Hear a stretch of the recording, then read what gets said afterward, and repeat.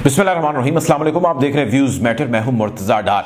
आज जब पूरे पाकिस्तान का सियासी मंजरनामा सुबह सुबह ही बड़ा ही दर्जा हरारत पर चला गया तो हर तरफ से मुख्तलिफ खबरें आने लगी। मैंने सबसे पहले इस चीज़ को नोट किया कि इस सब असना के अंदर ये जो कुछ भी हो रहा है, हमारे मुल्क के करता धरता इस वक्त कहाँ मौजूद हैं। जबकि साबिक वफाकी वजीर को गिरफ्तार किया जा रहा है, रात भर जो है जमान पार्क के बाहर यहाँ पर लोगों का रश लगा रह गया। तो पता लगा, जो इन्फॉर्मेशन मेरे सामने आई, कि जिन IG साहब ने हल्फ उठाया है अभी नया नया पंजाब के, वो इस वक्त मौजूद हैं एक खास मकाम पर।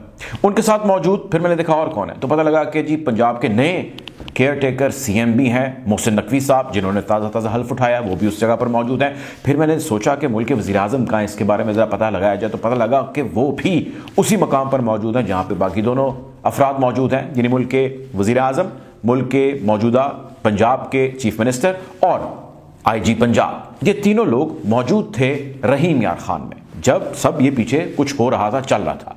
अब ये रहीम यार खान क्यों गए? ये रहीम यार खान इसलिए गए कि ये वहां पर रिसीव करने गए थे रहीम यार खान के करीब जो चाचड़ा शरीफ का एयरपोर्ट है, वहां पर अरबी जो कुछ सऊदी अरब से तशरीफ़ लाए थे, और ये कोई आम अरबी नहीं थे, वहाँ के सदर थे, जिनमें जनाब शेख मोहम्मद बिन जैद अल नहान साहब अपने भाई समेत और बाकी अपने दोस्तों को लेके एक अदद जहाज़ के ज़रिए यहाँ पर पहुँचे। यहाँ भी हमारे वज़ीर-ए-आज़म ने, CM जो केयर टेकर हैं उन्होंने, और IG साहब ने उनका इस्तकबाल किया। अब इस्तकबाल तो उन्होंने किया, इस्तकबाल होने के बाद क्या हुआ और ये ऑल ऑफ सडन यहाँ पर क्यों आए और वहाँ पे उन्होंने लैंड क्यों किया, इस्लामाबाद में लैंड क्यों नहीं किया, उनको सरकारी प्रोटोकॉल के अंदर बैंड बाजा के साथ उनका इस्तकबाल क्यों नहीं हुआ, यहाँ से वो मामला शुरू होता है, जिसके बारे में बहुत सारे लोग तो जानते हैं, लेकिन कुछ हैं जिनको शायद उसका इल्म नहीं है। इन लोगों की यहाँ पर आमद साल के मुख्तलिफ हिस्सों में रहती है और ये यहाँ पर खेलने आते हैं शिकार। इस मरतबा भी ये शिकार खेलने के लिए आए हैं और तिलोर जो है उसका शिकार ये करते हैं। तकरीबन 1 महीने के करीब उनका इस मरतबा का जो स्टे है वो बताया जा रहा है। सदर हैं ये, वहाँ के कोई आम तो शख्सियत है नहीं, और ये वही शिकार है जो आम पाकिस्तानियों के लिए बंद है। ये आप, मैं या वहाँ के मकामी या कोई भी जो है वाइल्ड लाइफ के कवानीन के मुताबिक शिकार वहाँ पे तिलोर का, हिरन का नहीं खेल सकता, और तकरीबन जो है वहाँ पे ममानियत है, और अगर कोई ऐसा करता है तो उसके खिलाफ FIR दर्ज हो जाती हैं, गिरफ्तारियाँ हो जाती हैं, उसको पकड़ लिया जाता है। और पाकिस्तान की उन्हीं हुदूद के अंदर, उन्हीं टेरिटरीज़ के अंदर यहाँ पर दूसरे मुल्कों से आके लोग कई सालों से जो है वो शिकार खेलते हैं। अब चाचड़ा शरीफ के अंदर ज़ाहिर है कि उन्होंने अपने रिहाइश गाह बना रखी है, जिसको उर्फ़ आम में जो है वो शेख ज़ैद पैलेस के नाम से जाना जाता है, एक वहाँ पर मौजूद है। और इसी तरह एक और रिहाइश गाह है जो उसके साथ अकब के अंदर एक और जो जगह है वहाँ पर मौजूद है। अब ये तिलोर का शिकार खेलते हैं, और इस तिलोर के शिकार को खेलने के लिए पाकिस्तान की रियासत की या इनके इर्द गिर्द जो पाकिस्तान की रियासत की नफरी है, पुलिस की सूरत के अंदर, लॉ इन्फोर्समेंट एजेंसीज की सूरत के अंदर, वो हमेशा इनके पहरे पर रहती हैं, और सिक्योरिटी का इतना ज़्यादा इंतज़ाम होता है, इतना फुल प्रूफ इंतज़ाम किया जाता है कि शायद तिलोर भी वहाँ पर मुश्किल से ही पहुँच पाता है, या तिलोर से उनका टाकरा भी मुश्किल से हो पाता है। वहाँ पे परिंदा भी जो है वो बाआसानी नहीं उड़ पाता उन हुदूद के अंदर। आम शख्स का, मीडिया का या किसी और का जाना जो है वो बहुत ही मुश्किल सी बात है, वो मुमकिन ही नहीं है शायद।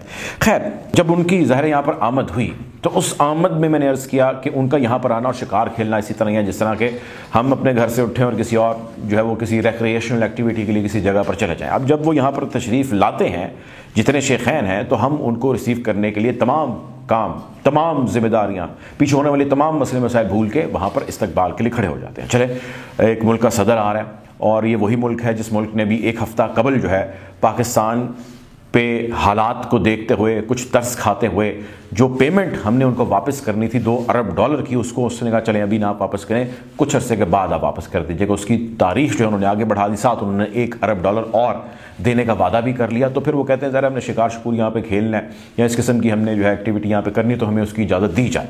सो इस वजह से हम वहाँ पर पहुँच गए और हमने जाके उनका वहाँ पर इस्तकबाल किया। लेकिन आम पाकिस्तानियों को उस शिकार खेलने की इजाज़त नहीं है, जो कि एक ममनू या गलत चीज़ जो है वाइल्ड लाइफ के लिए करार दी जाती है। वही चीज़ वाइल्ड लाइफ की जानिब से बिल्कुल दुरुस्त करार दे दी जाती है ऐसे लोगों के लिए। अब एक तरफ तो मुल्क के अंदर ये चीज़ें जारी थी, जहाँ पे मुल्क के ज़िम्मेदारान वहाँ पर पहुँचे थे और उनका इस्तकबाल कर रहे थे, और इन्वर्टेड कॉमर्स के अंदर जो खबरें बड़े बड़े चैनल्स अखबारात के ऊपर दी गई वो ये दी गई कि यहाँ पर आए और आने के बाद हमारी काफ़ी तफसीली मुलाकात उनसे हुई, तिजारत के हवाले से बात हुई, बाहमी दिलचस्पी के उमूर के हवाले से बात हुई। एक तो चीज़ मुझे कभी समझ नहीं आती यार कि ये बाहमी दिलचस्पी के उमूर क्या होते हैं। यानी आप और मैं बैठे हैं तो हमारे बाहमी दिलचस्पी के उमूर क्या हैं। अब दो सुदूर बैठे हैं, एक वज़ीर-ए-आज़म है और एक सदर है, और उनके बाहमी दिलचस्पी के उमूर क्या हैं। एक है जिसको पैसे चाहिए और एक है जिसने पैसे देने हैं नहीं देने। सो बाहमी दिलचस्पी के उमूर जिसके ऊपर बातचीत हुई वो आज तक खैर क्लियर नहीं हमें हो पाए कि वो क्या होते हैं, और अक्सर ऐसे डिग्निटरीज के होते रहते हैं। But anyways to cut it short, मुल्क के दूसरे हिस्से में दूसरी जानिब पे गिरफ्तारियों का सिलसिला जारी था। मुल्क के साबिक वफाकी वज़ीर जो है उनको अलल सुबह घर से उनसे गिरफ्तार कर लिया, और गिरफ्तार जिस चीज़ की बिना पर किया गया, जिस एलिगेशन की बिना पर किया गया, वो मुंशी का नाम देना या मुंशी कहना था इलेक्शन कमीशन को, जिस पे उनके खिलाफ FIR रातों रात जो है वो दर्ज होती है और उनको गिरफ्तार अलल सुबह जो है वो कर लिया जाता है। और इसमें जितने लीगल प्रोसेस थे उनको छोड़ दिया जाता है। उनके सर के ऊपर कपड़ा डाल के एक दहशतगर्द की तरह उनको अदालत पेश किया जाता है। एक अदालत बुलाती है, 2 नहीं 3 नहीं दफ़ा बुलाती है, 4 दफ़ा बुलाती है, वहाँ पर नहीं पहुँचा जाता। सो जो कुछ भी जैसे भी हुआ वो हम सब ने देखा किस तरह हुआ। फिर उनके भाई को गिरफ्तार कर लिया जाता है, फिर उसके थोड़ी देर बाद उनको रिलीज़ कर दिया जाता है। तो एक अजीब सा पैनिक है। मुल्क के साबिक वज़ीर-ए-आज़म यानी इसी पार्टी के चेयरमैन इमरान खान साहब मीडिया से गुफ्तगू करते हैं और करते हुए फरमाते हैं बहुत सारी चीज़ें। मैं एक एक लाइन में भी अगर कहूँ तो वेरी इंपॉर्टेंट चीज़ें, लेकिन मुख्तसर वो ये कहते हैं, मदीना की रियासत का अपने खिताब के अंदर जिक्र करते हैं और कहते हैं कि जो कुछ भी इन लोगों ने यहाँ पर हालात बना रखे हैं, यानी कि मौजूदा हुकूमत ने और उनके इत्तेहादियों ने, मदीना की रियासत के अंदर इन चीज़ों की इजाज़त नहीं थी। आप हर एक को माफ़ कर सकते थे लेकिन चोर को माफ़ नहीं कर सकते थे। और इनकी चोरी के हवाले से उन्होंने बात की कि पाकिस्तान तो छोड़िए, इंटरनेशनल मीडिया इन 2 बड़े ख़ानदानों की चोरी के हवाले से कई डॉक्यूमेंट्रीज, कई खबरें, कई प्रोग्राम्स जो है वो कर चुका है। साथ ही साथ उन्होंने लोगों को कहा कि अपने पैरों पर आपको खड़ा होना होगा, एहतजाज की जानिब उन्होंने इशारे करायों के अंदर बात की और उन्होंने कहा कि इवेंचुअली चीज़ें इस जानिब बढ़ेंगी, लोगों को अपने हुकूक के लिए बाहर आना होगा। फिर इन्हीं CM जिनकी मैं बात कर रहा हूँ, केयर टेकर, उसके हवाले से इमरान खान साहब ने खासे कंसर्न्स रेज़ किए। इससे पहले भी वो कह चुके हैं, उनका कहना यह है कि जो कुछ भी रजीम चेंज ऑपरेशन हुआ उसमें उस वक्त के आर्मी चीफ जनरल बाजवा के बाद जो द सेकंड मोस्ट इन्फ्लुएंशियल या जो अहम तरीन रोल प्ले करने वाला शख्स था वो मोहसिन नकवी था। सो मोहसिन नकवी के यूं कर देने से यानी कि इस पोजीशन पे, इस मनसब पे आ जाने से बहुत सारी चीज़ें हैं जो कॉम्प्रोमाइज़ हो चुकी हैं और मज़ीद कॉम्प्रोमाइज़ होंगी। और इस तकर्री का असल मकसद जो है वो इलेक्शन को रिग करना है। जो नाम दिए गए थे, बाकी नामों के अंदर क्या मसले मसाइल थे, इस शख्स जिसके ऊपर बहुत सारी कॉन्ट्रोवर्सीज हैं, इल्ज़ामात हैं, उस शख्स का यूँ पे सामने इस मनसब पर आके बैठ जाना जो है वो यकीनी तौर पर एक दुरुस्त अमल नहीं है। अपनी JIT के हवाले से उन्होंने बात की। उन्होंने कहा कि मुझ पर हमला हुआ और मुझ पर हमला जब हुआ तो JIT बनाई गई 16 रोज़, तो खैर उन्होंने कहा जो कोई कार्रवाई नहीं हुई। जब JIT ने अपनी फाइंडिंग्स दी तो उनकी फाइंडिंग्स के अंदर एक चीज़ जो कलेक्टिव सामने आई वो ये आई कि 3 जगहों से फायर किए गए, 3 शूटर्स ने फायर किए। जिस शख्स ने यह सारा काम किया, जो लोग JIT का अहम किरदार थे, उन सबको या तो सस्पेंड कर दिया गया।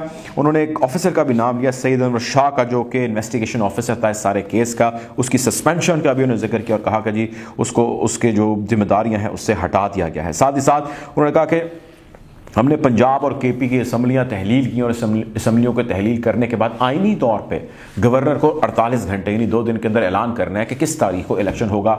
अब कितने दिन गुजर चुके हैं, गवर्नर दोनों सूबों के अंदर ऐलान नहीं कर रहे।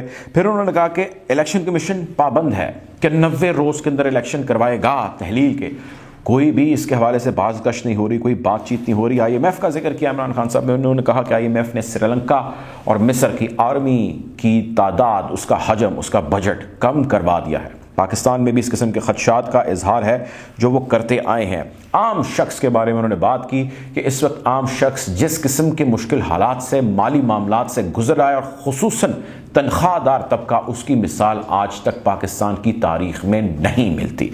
ये तमाम तर और इस समेत और बहुत सारी वजूहात हैं जो अर्ली इलेक्शंस मुकम्मल एक फुल मैंडेट के साथ, फ्रेश मैंडेट के साथ नई हुकूमत के क़याम का मुतालबा कर रही है। अगर ये ना हुआ तो उन्होंने कहा कि मुझे पाकिस्तान का मुस्तक़बिल इंतहाई मुश्किल में दिखाई देता है। बहरहाल जी, कोशिश करेंगे कि आपको हालात हाज़िरा के हवाले से यूँ ही आगाह रखें। अब तक लेते हैं, अपना ख्याल रखिए। अल्लाह हाफ़िज़।